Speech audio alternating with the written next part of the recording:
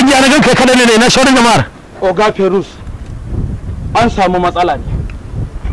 An samu cakwakiyar aiki. Don yanzu aka jagora na garin Mumbayya yana hannunmu mun kwamushe shi. Yanzu tun da an kwamushe shi, abin da nake so da kai yanzu ba da abinci ba da kayan aiki. A ga aje cikin gari a gaya musu ina son kayan abinci da kayan aiki.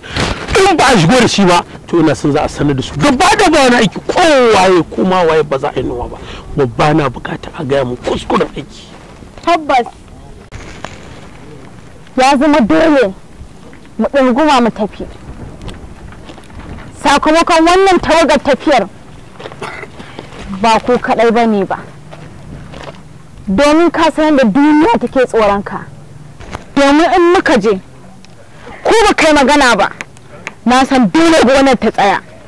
Haka da ke son ki kuwa wannan haka yake dole sai mun je mun nemo abin da yake so. Tun naka rashin kuskuren aiki an gama oga shi